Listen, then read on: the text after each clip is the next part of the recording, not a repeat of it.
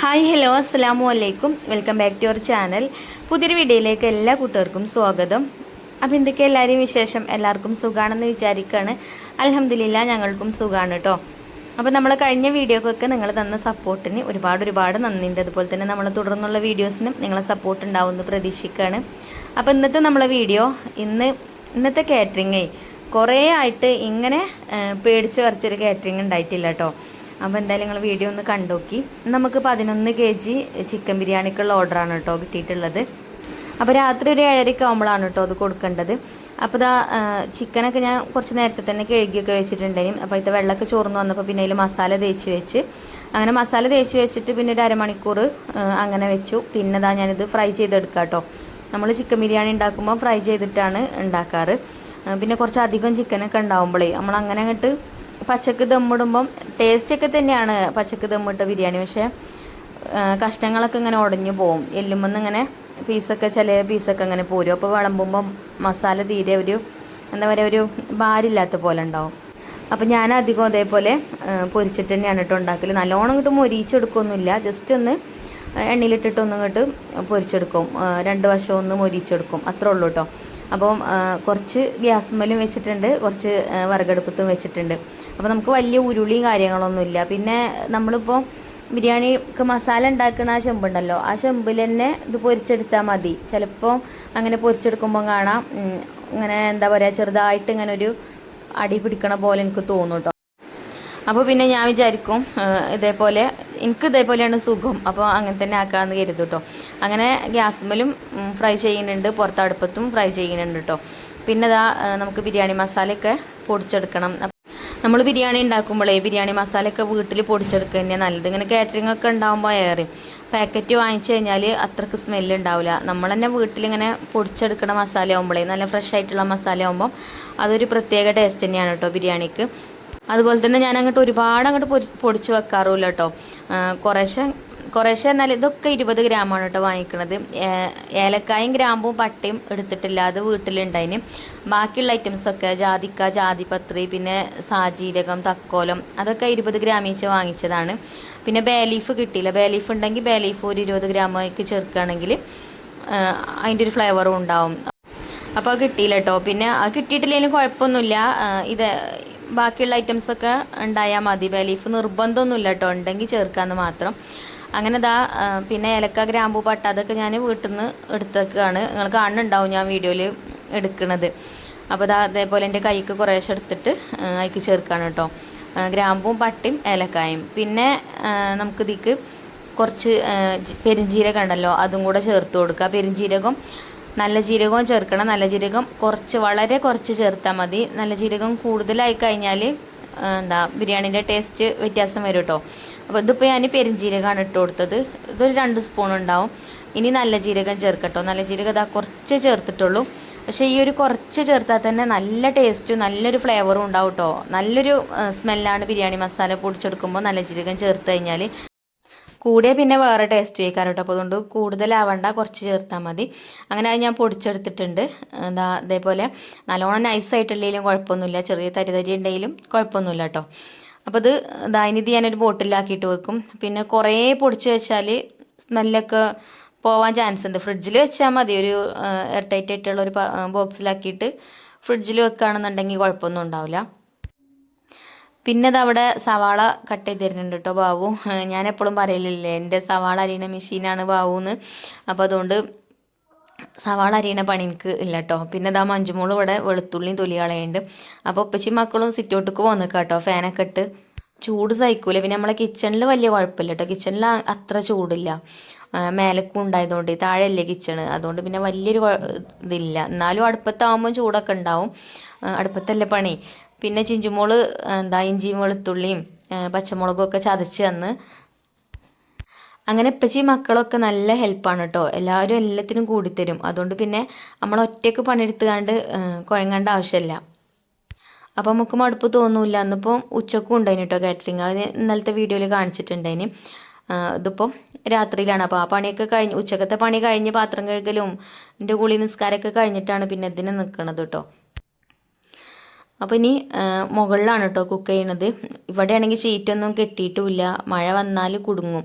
അപ്പോൾ നമ്മളിവിടെ അടുപ്പൊക്കെ കത്തിക്കാൻ വന്നപ്പോൾ മഴേൻ്റെ ലക്ഷണമൊന്നുമില്ല, ചെറുതായിട്ട് ഇങ്ങനെ ചെറിയൊരു കാറ്റും കാര്യങ്ങളൊക്കെ ഉണ്ടായിന്. പിന്നെ കുറച്ച് കഴിഞ്ഞപ്പോൾ തുടങ്ങിട്ടോ ഇടിയും മിന്നലും ഒക്കെ.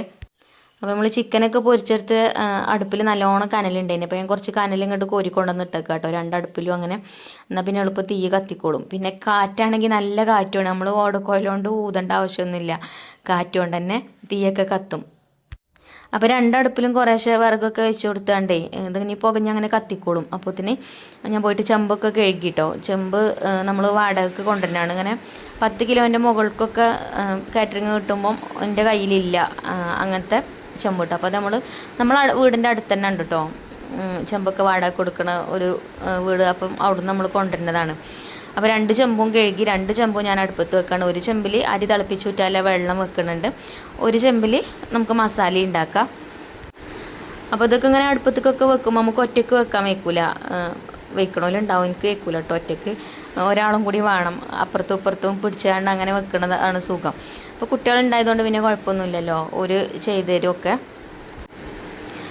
അങ്ങനെ ചെമ്പൊക്കെ അടുപ്പത്ത് വെച്ച് അതിക്കുള്ള വെള്ളമൊക്കെ കൊണ്ടുവന്ന് ഒഴിച്ചു കൊടുത്തിട്ടുണ്ട്. പിന്നെ അതിക്ക് കുറേശ്ശെ ഇങ്ങനെ ഗ്രാമ്പൂ പട്ടയും അതിലൊക്കെ കുറേശ്ശെ ഇട്ട് കൊടുക്കും. അതേപോലെ കുറച്ച് മല്ലിയില കട്ട് ചെയ്തതും ഒക്കെ ഉണ്ടെങ്കിൽ അങ്ങനെ കുറേശ്ശെ അതൊക്കെ ഇട്ട് കൊടുക്കും. അതൊന്നും ചേർത്തിട്ടില്ലെങ്കിലും അതിക്ക് കുറച്ച് ഓയിലോ അല്ലെങ്കിൽ വെളിച്ചെണ്ണയോ നെയ്യോ എന്തെങ്കിലും കുറച്ചൊന്ന് ചേർക്കണം നല്ലതാട്ടോ, അല്ലെങ്കിൽ അരി കട്ട പിടിക്കും. നമ്മൾ വെള്ളം തിളച്ച് അരി ഇട്ട് കൊടുക്കുന്ന സമയത്ത് പെട്ടെന്നാണ് കട്ട കെട്ടിന് വരും. അപ്പോൾ ആ ഓയിൽ ചേർക്കുകയാണെങ്കിൽ ആ കുഴപ്പം വരില്ല കേട്ടോ. അപ്പോൾ അതൊക്കെ ഞാൻ ചേർത്തിട്ടുണ്ട്, വീഡിയോയിൽ കണ്ടിട്ടുണ്ടാവില്ല. അതേപോലെ ഒരു അരമുറി ചെറുനാരങ്ങൻ്റെ നീരും ചേർക്കുകയാണെങ്കിൽ അരി പെട്ടെന്ന് അങ്ങോട്ട് വെന്ത് കലങ്ങി പോവില്ല. അതൊക്കെ ഓരോ ടിപ്സുകളാട്ടോ, എല്ലാവർക്കും അറിയുന്നത് തന്നെ ആവും, എന്നാലും തീരെ ബിരിയാണി ഉണ്ടാക്കാൻ അറിയാത്തവർക്കൊക്കെ ഹെൽപ്ഫുൾ ആയിക്കോളും എന്ന് വിചാരിച്ചിട്ട് പറയുന്നതാണ്. അങ്ങനെ നമ്മൾ അടുപ്പൊക്കെ കത്തി ചെമ്പൊക്കെ നല്ലോണം ചൂടായിട്ടുണ്ട്. പിന്നെ നമ്മൾ ചിക്കനൊക്കെ ഫ്രൈ ചെയ്ത ആ ഒരു ഓയിലുണ്ടല്ലോ അതിലാണ് കേട്ടോ അത് സവാളയൊക്കെ വഴറ്റിയെടുക്കുന്നത്. അപ്പോൾ അത് ഞാൻ ഒഴിച്ചു കൊടുത്തിട്ടുണ്ട്. പിന്നെ സവാള ഇട്ട് കൊടുത്തു. തീയാൻ പറഞ്ഞല്ലോ, കാറ്റായതുകൊണ്ട് ഇങ്ങനെ ആളി വരുന്നുണ്ട് കേട്ടോ. പാളെന്നൊക്കെ പറയില്ലേ, തീ പാളെന്നാണ് നമ്മൾ പറയല്. പാള പറഞ്ഞാൽ ഞങ്ങൾക്ക് അറിയില്ലെങ്കിൽ വെച്ചിട്ടാണ് ആളെന്ന് പറയുന്നത്. നല്ല ആളി കത്തണമുണ്ട്. അപ്പോൾ ചില കൂട്ടുകാരൊക്കെ ഇങ്ങനെ കമൻറ്റ് ബോക്സിൽ പറയലുണ്ട്, ഡ്രസ്സുമ്മക്ക് തീ വരുന്നത് ശ്രദ്ധിച്ചോളുണ്ട്. ശരിയാട്ടോ, നമ്മളടുത്തേക്ക് വരുന്ന പോലെ തോന്നും. അടുപ്പ് വലിയ ഉയരമില്ലല്ലോ. അപ്പോൾ ഇതാ നമ്മൾ ബിരിയാണി ഉണ്ടാക്കാനുള്ള സംഭവങ്ങളൊക്കെ ഇവിടെ ടേബിൾമ കൊണ്ടുവന്നൊക്കെ സെറ്റാക്കി വെച്ചിട്ടുണ്ട്. അപ്പോൾ ഇനി വേഗം തുടങ്ങട്ടെ കേട്ടോ. ഉള്ളി നല്ലോണം ഇങ്ങോട്ട് വഴറ്റണം കേട്ടോ, ആദ്യത്തെ വെള്ളമൊക്കെ പോയി നല്ലോണം ഇങ്ങോട്ട് വഴന്ന് വരണം. അപ്പോൾ നമ്മളെ ബിരിയാണീൻ്റെ മസാല നല്ല ടേസ്റ്റ് ആയിക്കാരം. അതേപോലെ പച്ചമുളകും വെളുത്തുള്ളിയും ഇഞ്ചിയും ഒക്കെ ആ ഒരു കറക്റ്റ് അളവിന് അങ്ങോട്ട് ഇട്ട് കൊടുക്കുകയാണെങ്കിൽ മസാല സൂപ്പർ ആയിക്കാരം. പിന്നെ കുറേ മുളക് പൊടിയും മല്ലിപ്പൊടി അതൊന്നും ഇടരുത് കേട്ടോ ബിരിയാണി ഉണ്ടാക്കുമ്പോൾ. അതൊക്കെ ബിരിയാണീൻ്റെ ടേസ്റ്റ് കുറക്കണ സംഭവങ്ങളാണ്. പച്ചമുളകിൻ്റെ എരിവ് മുന്നിട്ട് നിൽക്കുക. അതേപോലെ പിന്നെ നമ്മൾ കുരുമുളക് പൊടിയും ചേർക്കുമല്ലോ. പിന്നെ നമ്മൾ ചിക്കൻ ഫ്രൈ ചെയ്തിട്ട് ബിരിയാണി ഉണ്ടാക്കുമ്പോൾ എന്തായാലും മുളക് പൊടിയും മഞ്ഞൾപ്പൊടിയൊക്കെ കുറേശ്ശെ ചേർത്തിട്ടാണ് ചിക്കൻ പൊരിച്ചെടുക്കുക. അപ്പോൾ പിന്നെ ഇതിക്ക് അങ്ങനെ മുളക് പൊടി ചേർക്കേണ്ട ആവശ്യമില്ല കേട്ടോ. അതേപോലെ ചിക്കൻ മസാല ഒന്നും ചേർക്കണ്ട. പിന്നെ ഞാൻ എപ്പോഴും വീഡിയോയിൽ പറയലുണ്ട്, പിന്നെ ഇഞ്ചിനെക്കാട്ടിലും കൂടുതൽ വെളുത്തുള്ളി എടുക്കണം, വെളുത്തുള്ളിൻ്റെ ഫ്ലേവർ ആവണം മുന്നിട്ട് നിൽക്കണ്ട കേട്ടോ. ഇഞ്ചി കുറഞ്ഞാലും കുഴപ്പമില്ല, വെളുത്തുള്ളി ഇടണം കേട്ടോ. അപ്പോൾ ഇതിപ്പോൾ 11 കിലോനാണ് കേട്ടോ ഈ ബിരിയാണി. 11 കിലോ ചിക്കനും 9 കിലോ റൈസും കേട്ടോ. ഞാനെപ്പോഴും പറയലുണ്ടല്ലോ, റൈസിനെക്കാട്ടിലും 2 കിലോന് മസാല കൂടുതൽ എടുക്കണം. അപ്പോൾ ബീഫാണെങ്കിലും ചിക്കൻ ആണെങ്കിലും ഒക്കെ ഇങ്ങനെ വലിയ ഫംഗ്ഷനൊക്കെ ഉണ്ടാകുമ്പോൾ. അതേപോലെ 70 പേർക്കുള്ള ബിരിയാണിയാണ് നമ്മളിപ്പോൾ ഉണ്ടാക്കുന്നത്. 70 പേർക്ക് ഉച്ചക്കൊക്കെ ആകുമ്പോൾ ചിലപ്പോൾ കുറച്ച് കുറവാകും. രാത്രിയിലാവുമ്പോൾ 70 പേർക്ക് ഉഷാറായിട്ട് കഴിക്കാം കേട്ടോ ഈ ഒരളവുകൊണ്ട്. അപ്പോൾ നമ്മൾ തക്കാളിയൊക്കെ ഇട്ട് കൊടുത്തിന് കേട്ടോ. അതിലേക്ക് ഇഞ്ചി വെളുത്തുള്ളി ചതച്ചതും പച്ചമുളക് ചതച്ചതൊക്കെ ഇട്ടീനി. പിന്നെ തക്കാളിയും നല്ലോണം വെന്ത് വന്ന് പിന്നെ അതിലേക്ക് മസാലപ്പൊടികൾ ചേർത്ത് മഞ്ഞൾപ്പൊടിയും കുരുമുളക് പൊടിയും പിന്നെ കുറച്ച് കാശ്മീരി മുളക് പൊടിയും ബിരിയാണി മസാല കേട്ടോ നമ്മൾ ചേർത്ത് കൊടുത്തത്. പിന്നെ അതൊക്കെ മൂപ്പിച്ചെടുത്തതിന് ശേഷം പിന്നെ തൈര് ചേർക്കുക. തൈരും അതേപോലെ തന്നെ ഞാൻ പുളിക്കനുസരിച്ചിട്ട് കേട്ടോ ചേർക്കുക. ആദ്യം ഒരു പാക്കറ്റ് തൈര് ചേർത്തിട്ടുണ്ട്. പിന്നെ നാരങ്ങനീരും ഒക്കെ നമ്മൾ ചേർക്കുമല്ലോ. പിന്നെ ചിക്കൻ ഫ്രൈ ചെയ്തപ്പോൾ നമ്മൾ കുറച്ച് സുർക്കയൊക്കെ ചേർത്തും ചെയ്തിട്ടുണ്ട്. അപ്പോൾ ഇനി ചിക്കൻ ഫ്രൈ ചെയ്തപ്പോൾ മസാല തേച്ച് വെച്ചപ്പോൾ കേട്ടോ. അപ്പോൾ പുളി കൂടിയാൽ പറ്റില്ലല്ലോ, അപ്പോൾ പുളി നോക്കിയിട്ട് അതിനനുസരിച്ചിട്ട് ചേർക്കലാണ്. അപ്പോൾ ആദ്യം ഞാനൊരു 1.5 പാക്ക് തൈര് ഇതിലേക്ക് ഒഴിച്ചു കൊടുത്തിട്ടുണ്ട്. പിന്നെ ലാസ്റ്റ് നോക്കിയിട്ട് വേണമെങ്കിൽ ചേർക്കാമെന്ന് വിചാരിച്ചു. പക്ഷേ അത് കറക്റ്റ് ആണ് കേട്ടോ. പിന്നെ അതേപോലെ ഇതാ മല്ലിയിലയും പുതിനയിലൊക്കെ കട്ട് ചെയ്തതൊക്കെ ഇട്ട് കൊടുത്തു. അപ്പോൾ ഇതാ മസാലൻ്റെ പരിപാടി ഇവിടെ ആയിക്കൊണ്ടിരിക്കുന്നുണ്ട്. പിന്നെ ഇടിയും മിന്നലൊക്കെ വരുന്നുണ്ട് കേട്ടോ. അപ്പം മനസ്സിലൊരു പേടിയുണ്ട്, മഴ പെയ്ത് കഴിഞ്ഞാൽ പിന്നെ കുടുങ്ങും. മേലെ ഷീറ്റും കാര്യങ്ങളൊന്നും ഇല്ലേനും. പിന്നെ ഇതും കൊണ്ട് താഴേക്ക് പോകുക പറഞ്ഞാൽ ബുദ്ധിമുട്ടാണ്. അല്ലെങ്കിൽ പിന്നെ പോർച്ചിൻ്റെ ഉള്ളിലേക്കാണ് വെക്കേണ്ടി വരും. ഏതായാലും പേടിച്ച് കുക്ക് ചെയ്യാം കേട്ടോ. പിന്നെ ബാബു ഉണ്ട് ഇവിടെ വീട്ടിൽ, അതുകൊണ്ട് പിന്നെ വലിയ കുഴപ്പമില്ല. ഞാനും മക്കളും ഒറ്റയ്ക്കാകുമ്പോൾ പിന്നെ പേടിയാണ്, ഞങ്ങൾക്കൊന്നും കാട്ടാൻ കഴിയൂല. ഇതുവരെ ഇങ്ങനെ ഉണ്ടായിട്ടുമില്ല കേട്ടോ. അപ്പോൾ മസാലയൊക്കെ ആയപ്പോൾ പിന്നെ അതിലേക്ക് ചിക്കൻ പൊരിച്ചത് ഇട്ട് കൊടുത്തു. ഇനി നല്ലോണം ഒന്ന് മിക്സ് ചെയ്തെടുക്കുക. എന്നിട്ട് അടുപ്പത്ത് നിന്ന് ഇറക്കി കേട്ടോ. പിന്നെ നമുക്ക് എരിവും പുളിയും ഒക്കെ നോക്കിയിട്ട് വേണമെങ്കിൽ ചേർത്ത് കൊടുക്കുക. പിന്നെ ഈ മസാലയ്ക്ക് കുറച്ച് പഞ്ചസാര ചേർക്കുകയാണെങ്കിൽ ടേസ്റ്റൊക്കെ ഉണ്ടാവും. അതേപോലെ എരിവും പുളിയൊക്കെ ഒന്ന് ബാലൻസ് ആവുകയൊക്കെ ചെയ്യും കേട്ടോ. ഞാൻ ചേർക്കലില്ല, എനിക്ക് ഷുഗർ ഇതായോടത്ത് നിന്നിട്ട് ഞാൻ പഞ്ചസാര ചേർക്കലില്ല കേട്ടോ. അധികം ഫുഡിലും പഞ്ചസാര ഒഴിവാക്കാൻ നോക്കലാണ്. നമ്മൾ അച്ചാറൊക്കെ ഇടുമ്പം പഞ്ചസാര ചേർക്കുകയാണെങ്കിൽ അച്ചാർ കുറേ ദിവസം കേടാവാതെ നിൽക്കുകയൊക്കെ ചെയ്യും. പക്ഷേ പഞ്ചസാരനോട് എനിക്കിപ്പോൾ ദേഷ്യം കേട്ടോ. അപ്പോൾ ഞാൻ അധികം ഫുഡിലും ഇപ്പോൾ പഞ്ചസാര ചേർക്കലില്ല. അങ്ങനെ മസാലയൊക്കെ സെറ്റായി. പിന്നെ വെള്ളം തിളക്കണമെന്നെ ഉള്ളതിന് കേട്ടോ. പക്ഷേ മഴ അങ്ങനെ ഉറ്റൽ തുടങ്ങിയാണ്. അപ്പം ഇനി ഒരു പേടി, മഴ എങ്ങാനും പെയ്താൽ കുടുങ്ങി. ഇത് ഊറ്റിയിട്ടിട്ട് പിന്നെ നമുക്ക് കുഴപ്പമില്ല, ഊറ്റിയിട്ടാൽ പിന്നെ നമുക്ക് മഴ പെയ്താലും പോർച്ചിക്കണം വെക്കാമെന്ന് വിചാരിച്ചിട്ടോ. അങ്ങനെ പേടിച്ച് അരി ഇട്ട് കൊടുത്തു. പിന്നെ തീ നല്ലോണം കത്തിച്ചു കൊടുത്തു. കുട്ടികളും ഉണ്ട് അപ്പുറത്തും ഇപ്പുറത്തൊക്കെ വിറക് വെച്ച് നിറച്ച് കത്തിച്ചിരിക്കണം കേട്ടോ. ഈ റബ്ബർ ചുള്ളലുണ്ടല്ലോ, അങ്ങനത്തെ ചുള്ളി വിറക് നല്ലോണം വെച്ച് കൊടുത്തിക്കണം എല്ലാ ഭാഗത്തും. കണ്ടോ മഴ ഉറ്റൽ തുടങ്ങി. ഞാൻ പിന്നെ അങ്ങനെ പേടി പുറത്ത് കാട്ടൂല. ബാബുവിനാണെങ്കിൽ ഭയങ്കര വെപ്രാളാട്ടോ. ബാബു പറയും മഴ എങ്ങാനും പെയ്താൽ എന്താ കാറ്റ് അറിഞ്ഞാണ്ട് നിൽക്കുകയാണ്. അപ്പോൾ ഞാൻ പറയും മഴ പെയ്യൊന്നുമില്ല, മഴ കാറ്റ് കൊണ്ടുപോകും, നല്ല കാറ്റുണ്ടേ. മഴ പെയ്യണീനിപ്പോൾ നമുക്കൊന്നും പറയാൻ പറ്റൂലല്ലോ. മഴ പടച്ചോൻ്റെ റഹ്മത്തല്ലേ, മഴ പെയ്തോട്ടെ, അതിന് കുഴപ്പമൊന്നുമില്ല. അപ്പം എന്താ ഉറ്റൽ തുടങ്ങിയിരിക്കണം കേട്ടോ മഴ. അപ്പോൾ കുട്ടികൾ ഇതാ കുടയൊക്കെ കൊണ്ടുവന്നാണ്ട് മസാലൻ്റെ ചെമ്പിൻ്റെ അടുത്ത് വെക്കുന്നുണ്ടില്ലെങ്കിൽ അതിക്ക് വെള്ളമായാലോ പറഞ്ഞിട്ട്. പിന്നെ എന്തായാലും അരി ഊറ്റാനായിട്ടോ, വേഗം അരി ഊറ്റിയിട്ട് കൊടുക്കുന്നുണ്ട്. അതാ ഞാൻ പറഞ്ഞു ഇങ്ങനെ ഒരു കാറ്ററിങ് ഇതുവരെ ഉണ്ടായിട്ടില്ല എന്നുള്ളത്. അപ്പം ഇങ്ങനെ മഴയൊക്കെ ഉറ്റിയാണ്ട് അങ്ങനെ അടങ്ങാറായിട്ടില്ല കേട്ടോ. ഷീറ്റ് നമ്മൾ താഴത്താകുമ്പോൾ ഷീറ്റ് കെട്ടിയിട്ടുണ്ടല്ലോ, ഇപ്പോൾ ഓടിട്ടിട്ടുണ്ട്. എന്നാലും അവിടെയാണ് നമ്മൾ കുക്കിങ് ചെയ്യൽ. പക്ഷെ അവിടുന്ന് ഫുഡ് ഇങ്ങോട്ട് മേലേക്ക് കൊണ്ടുവരാൻ ഭയങ്കര ഗതികേടാണ്. അപ്പോൾ പിന്നെ ഞാൻ ഇവിടെ അങ്ങോട്ട് തീയും മൂട്ടിയത്. അവിടെ ആകുമ്പോൾ സുഖമാണ്, വണ്ടിക്ക് വെച്ച് കൊടുക്കാനും നമുക്ക് സുഖമാണ്. നമ്മൾ താഴെ ഓടൊക്കെ മേഞ്ഞ ടൈമിൽ നമ്മൾ ശ്രദ്ധിച്ചില്ല. ഇവിടേക്കൊരു ചെറിയൊരു ഷീറ്റ് അങ്ങനെ ഇട്ടാൽ മതിയേനി. വന്ന് നമ്മൾ അത്രക്കണ്ട് ആലോചിച്ചില്ല. ഇനി ഇൻഷാ അല്ലാ അവിടെ എന്തെങ്കിലുമൊക്കെ ചെയ്യണം. മഴ എപ്പോഴാണ് പെയ്യാനൊന്നും അറിയില്ലല്ലോ. അതാ ഞാൻ പറഞ്ഞു ഇവിടെ എനിക്കൊരു കിച്ചൺ ഉണ്ടാക്കണം എന്നുണ്ട് കേട്ടോ. വലിയ കിച്ചണൊന്നും അല്ല, ചെറിയൊരു ഷെഡ് പോലെ അങ്ങനെ ആക്കിയിട്ട് കാറ്ററിങ്ങിൻ്റെ ആവശ്യത്തിനായിട്ട് അങ്ങനെ ആക്കണമെന്ന് വിചാരിക്കുന്നുണ്ട്. നടക്കുമല്ലേന്ന് അറിയില്ല. അങ്ങനെ എന്തായാലും മഴ വലുതായിട്ടൊന്നും പെയ്തില്ല കേട്ടോ, ചെറുതായിട്ട് അങ്ങനെ പാറ്റിയിട്ട്. അപ്പോഴും ഊറ്റുണ്ട് കേട്ടോ. ഞങ്ങളിപ്പോൾ ഈ ചോറ് ഊറ്റിയിടുന്ന സമയത്തൊക്കെ ചെറുതായിട്ട് ഇങ്ങനെ ഊറ്റുന്നുണ്ട്. എന്നാലും ചെമ്പുക്കൊന്നും അങ്ങനെ വല്ലാതെ വരുന്നില്ല. പിന്നെ ഇവിടെയൊക്കെ നിറച്ച് വാഴയും മരങ്ങളൊക്കെ ഉണ്ടായതുകൊണ്ട് വലിയ കുഴപ്പമില്ല. അപ്പോൾ ഇത് പോർച്ചക്ക് വെക്കേണ്ടിരുന്ന് വിചാരിച്ചിനി. പക്ഷേ പോർച്ചക്ക് വെക്കേണ്ട ആവശ്യമൊന്നും വന്നില്ല കേട്ടോ. നമ്മളടുപ്പിൽ നല്ല കനലുണ്ട്. അപ്പോൾ ഒരു അരമണിക്കൂർ കിട്ടിയാൽ മതി. എന്നാൽ പിന്നെ എന്താ വേറെ എടുക്കും കൊണ്ടുപോകൊന്നും വേണ്ട. അപ്പോൾ ഏതായാലും ഇതിൻ്റെ അടിയിൽ കൂടെ ഇട്ട് കൊടുക്കാനുള്ള സംഭവങ്ങളൊക്കെ അടിയിൽ കൂടെ ഇട്ട് കൊടുക്കുന്നുണ്ട് കേട്ടോ. എന്താ ഉള്ളി പൊരിച്ചതും അണ്ടിപ്പരിപ്പും മുന്തിരിയും എല്ലാം ഫ്രൈ ചെയ്തതൊക്കെ അടിയിൽ കൂടെ ചേർക്കുന്നുണ്ട്. അതേപോലെ തന്നെ നെയ്യൊക്കെ ചേർത്ത് കൊടുക്കുന്നുണ്ട്. പിന്നെ ഇപ്പോൾ എനിക്ക് 2-3 കോൾ വന്നിട്ടുണ്ടായിരുന്നു കേട്ടോ. ഒന്ന് നിങ്ങളെങ്ങനെ കാറ്ററിങ് തുടങ്ങിയത് ചോദിച്ചിട്ട്.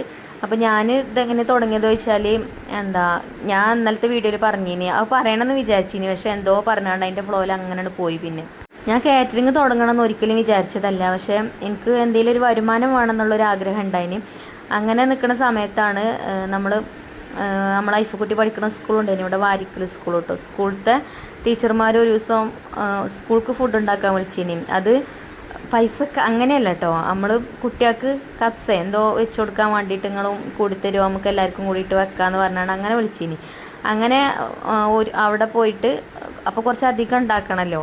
അങ്ങനെ ഞങ്ങളെല്ലാവരും കൂടി ഉണ്ടാക്കിയതാണ്. അപ്പോൾ അന്നിങ്ങനെ എൻ്റെ മനസ്സിൽ എനിക്കൊരാഗ്രഹം, അതേപോലെ ഫുഡൊക്കെ ആർക്കെങ്കിലുമൊക്കെ ഉണ്ടാക്കി കൊടുക്കാൻ എനിക്കൊരു പൂതി മനസ്സിൽ.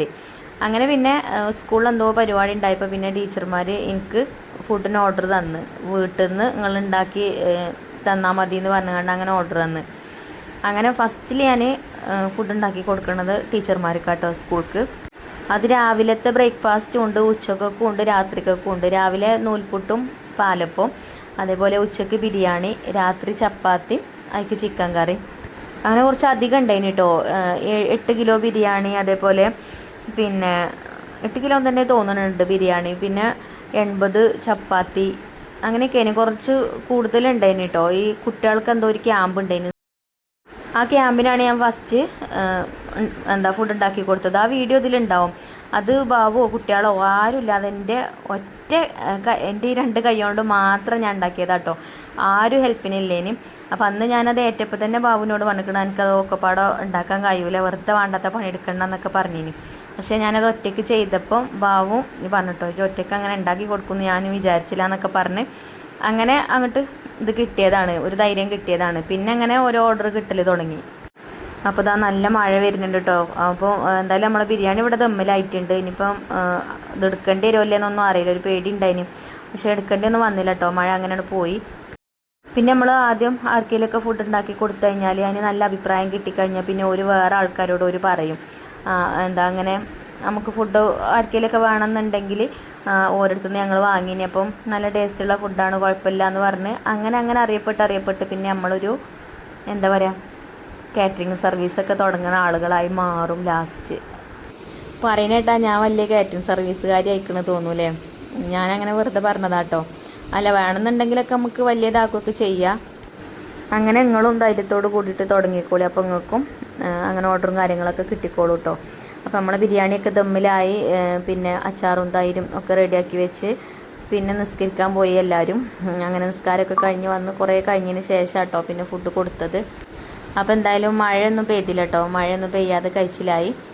പിന്നെ ഇന്ന് ബിരിയാണി വണ്ടിക്ക് വെച്ച് കൊടുക്കാനും ഞങ്ങൾ ഗതിയിട്ടില്ല കേട്ടോ. മറ്റേത് ഞാനും കുട്ടികളും കാക്കിയാണ്ട് പിടിച്ചിട്ട് അങ്ങോട്ട് വലിച്ച് വെക്കലാണ്. അപ്പോൾ ഇന്ന് ബാബു ഉണ്ടായതുകൊണ്ട് പിന്നെ ഞങ്ങൾക്ക് സുഖമായി, ബാബും കാക്കിയും വെച്ചു വണ്ടിക്ക്. അപ്പോൾ ഇതൊക്കെയാണ് നമുക്ക് ഗതികേട്. പിന്നെ ഇതിൻ്റെ കൂടെ കൊടുക്കാനുള്ളതൊക്കെ നമ്മൾ റെഡിയാക്കിയാണല്ലോ, അച്ചാറും തൈരൊക്കെ റെഡിയാക്കി വെച്ചാണ്. പിന്നെന്താ പ്ലേറ്റും ഗ്ലാസും കൊടുക്കും. ഇങ്ങനെ 100-70 ആൾക്കാർക്കൊക്കെ ഉള്ള ഫുഡാകുമ്പം 5 കിലോൻ്റെ മേലേക്ക് ആണെന്നുണ്ടെങ്കിൽ ഞാൻ പ്ലേറ്റും ഗ്ലാസ്സൊക്കെ കൊടുക്കും കേട്ടോ. അങ്ങനെ അതൊക്കെ വണ്ടിയിലൊക്കെ വെച്ച് കൊടുത്തു. അങ്ങനെ ഇന്നത്തെ വീഡിയോ ഇത്ര തന്നെ ഉള്ളൂ. ഇനിയിപ്പം എന്തെങ്കിലുമൊക്കെ നിങ്ങൾക്ക് സംശയം ഉണ്ടെങ്കിൽ, കാറ്ററിംഗ് ഒക്കെ തുടങ്ങാൻ ആഗ്രഹമുള്ള ആൾക്കാർക്കൊക്കെ എന്തെങ്കിലും സംശയം ഉണ്ടെങ്കിൽ നിങ്ങൾ കമൻറ്റ് ചെയ്യുന്നുണ്ട് കേട്ടോ. അപ്പോൾ ഞാൻ അതിനനുസരിച്ചിട്ട് റിപ്ലൈ തന്നിട്ടില്ലെങ്കിലും വീഡിയോയിൽ പറയുന്നുണ്ട്. കമൻറ്റ് ബോക്സിൽ റിപ്ലൈ വിശദീകരിച്ച് എഴുതാൻ കഴിയൂലല്ലോ, അപ്പോൾ വീഡിയോയിൽ ഇങ്ങനെ പറയുന്നുണ്ട് കേട്ടോ. അപ്പം ഇൻഷാ അല്ലാഹ് നമുക്ക് അടുത്ത വീഡിയോയിൽ കാണാം കേട്ടോ. അപ്പോൾ ഇന്നത്തെ വീഡിയോ ഇത്ര തന്നെ ഉള്ളൂ. അപ്പോൾ വീഡിയോ ഇഷ്ടമാണെങ്കിൽ ലൈക്ക് ചെയ്യാനും ഷെയർ ചെയ്യാനൊന്നും മറക്കരുത്. അതേപോലെ തന്നെ നമ്മുടെ ചാനൽ ആദ്യമായിട്ട് കാണുന്ന ഏതെങ്കിലും കൂട്ടുകാരുണ്ടെങ്കിൽ ഒന്ന് സബ്സ്ക്രൈബ് ചെയ്ത് സപ്പോർട്ട് ചെയ്യുക. അപ്പോൾ താങ്ക് യു.